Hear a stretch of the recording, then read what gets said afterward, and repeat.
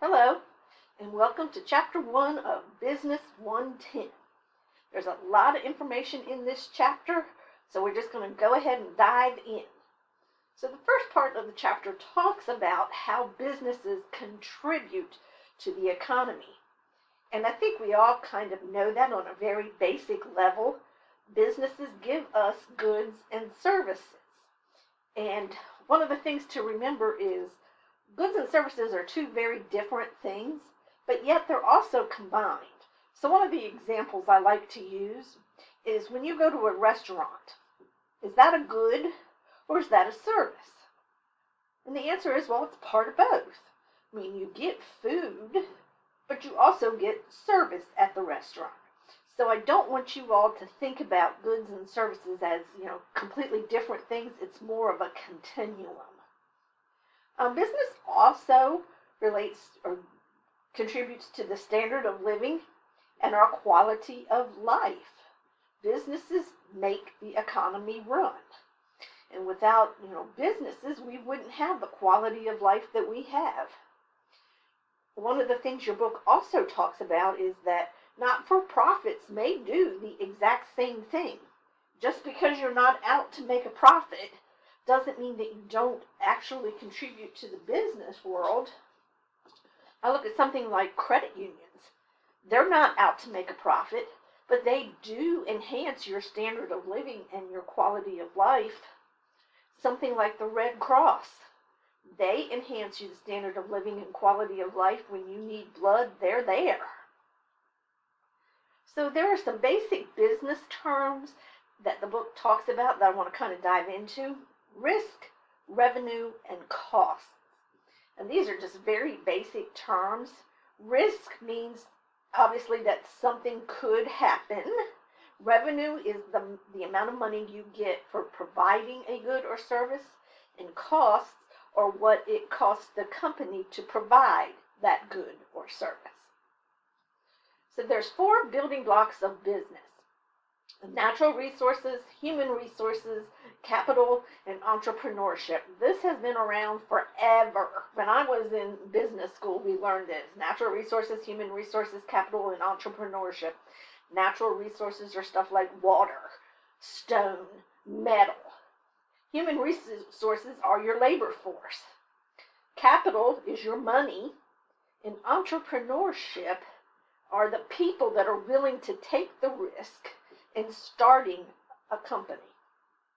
Now, your book also talks about knowledge possibly being a building block.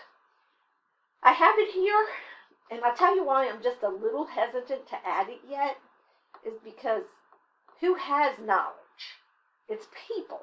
Now, I know that we're going to the artificial intelligence thing, and it may be not in the not too distant future that machines will have knowledge, and we'll have to add knowledge as a basic building block. But for right now, I'm going to leave the 4. If you want to consider knowledge as a basic building block of business, that's completely up to you. So businesses don't live in a vacuum, okay? There are external influences on business, and the 5 are listed there: the economic, political, and legal, the demographic factors, the social factors, and the technology.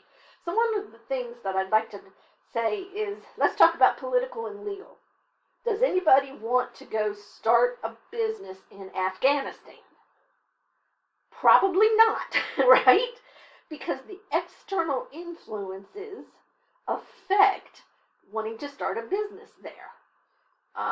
Does anybody want to go start a business in North Korea? Well, first of all, you can't get into the country, but so the economic factors are things like, are you in a recession?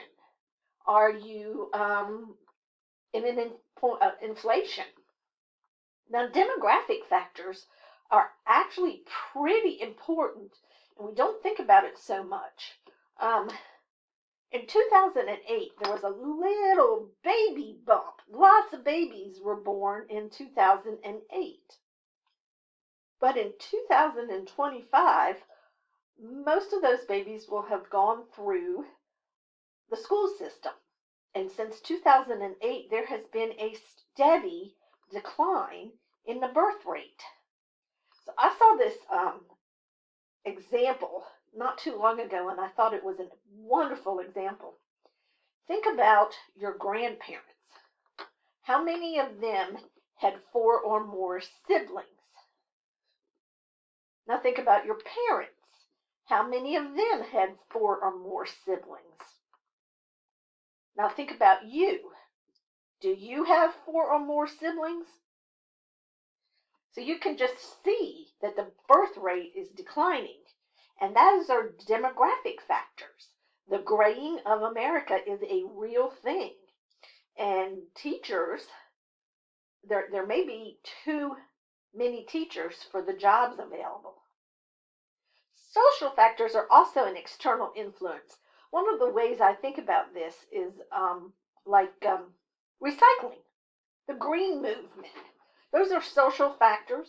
Lots of companies are now making their packaging so that it can be recycled, or they're making it out of recycled material. The last external influence on business is technology, and I think we can all realize how much technology has affected our life. Most of you have grown up with a cell phone in your pocket. I can remember when we still had pay phones. I mean, the cell phone has greatly influenced technology and the way business does, performs. I guess is what I'm trying to say. So, global economic systems, capitalism, socialism, and communism. I'm sure you've heard of all of these. Capitalism means that you can own property. Socialism, you can own property, but the taxes are very high. And in communism, you don't own any property. And then the mixed economy. So in socialism, the main important aspects of the economy are owned by the government. So things like hospitals, roads, and schools are owned by the government. So I want you all to stop and think, who owns the schools, the roads, and some hospitals in the United States? Exactly. We are a capitalism, but we're actually more mixed. To be perfectly honest with you, almost all the economic systems in the world are some kind of mixed economy. Even China now is allowing free business and free trade. So that's one of the things just to keep in mind. The book then, it kind of skips around all through chapter 1, but then we go on to macroeconomics, which is kind of the big picture of economics. And I'm not going to spend a lot of time on this. For you business students, you have to take macro and microeconomics, so you'll go much deeper into this. So the economic growth is measured by the gross domestic product, or GDP. You will hear somebody say the GDP went increased by however many percent. So a decline in gross domestic product, which is the total amount of goods and services that we produce. If that declines, it's a recession, and if it declines for, and I think it's 6 straight months, it becomes a depression. And just by the nature of things, all of this is cyclic in nature. You may have inflation, and then you'll have a recession. It just goes round and round in cycles. Another goal that macroeconomics has is to keep unemployment in check. And one of the things I really want you all to understand is that full employment is a myth. No country has ever had full employment, okay? Excuse me, I am so sorry. So let's talk about the different kinds of unemployment. Frictional unemployment is when somebody's getting ready to re-entered the job market, or they haven't worked yet, but they're getting ready to. Things like a new college graduate, or maybe a mother who's had a baby and is getting ready to go back into the workforce. Structural, the book says that it's a mismatch between available jobs and skills. I like to think about structural. Before I came to Mitchell, I worked with at-risk youth, most of whom have been involved in the justice system. It is very difficult to find a job if you've been involved in the justice system. And that is structural unemployment. The structure of the United States economy keeps people that have been involved in the justice system out of employment. So that's what structural means. And then cyclic unemployment, that just means when, we go through these kind of cycles of inflation and recession, and it's the same with unemployment. It just means that eventually it'll turn around. And then the last type of unemployment is something I think we can all understand. It's seasonal unemployment.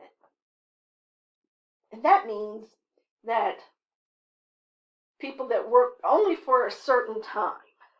So a very long time ago, on Jeopardy of all places, there was a question that this employer is the number one employer of seasonal employees. And the champion got it wrong.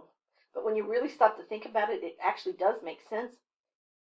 Just because it's seasonal doesn't necessarily mean it's related to farm or to retail. The number one employee for seasonal is H&R Block, because everybody has to have their taxes done, right? So another goal of macroeconomics is keeping prices steady. The consumer price index. How much does stuff cost? You'll hear them talk about the market basket, and literally, the market basket is when they have a list of things that people use on a daily basis, like chicken and flour and stuff like that. And the government will actually either call or go to grocery stores and find out how much that basket costs. And that's the consumer price index. So inflation means that the price of all the goods and services are increasing. There's a couple of different types of inflation. I'm not going to go over all of that, but I'll let you all read that. Now, all of that was microeconomics. Macroeconomics is kind of the small picture. And microeconomics is all about monetary and fiscal policy. And some of you may have heard about monetary and fiscal policy. Maybe you haven't. Monetary policy is keeping the amount of money in circulation, okay? Fiscal is taxation. So when you tax something, you take it out of circulation. When you drop the rate on bonds, you put more money into the circulation. So monetary policy and fiscal policy, money and taxes. Microeconomics is also involved in supply and demand. And I'm going to guess that you've heard of those. I also want to talk about market structure. Perfect competition very rarely exists. Most of that is in the agriculture. Pure monopoly is usually regulated by the government.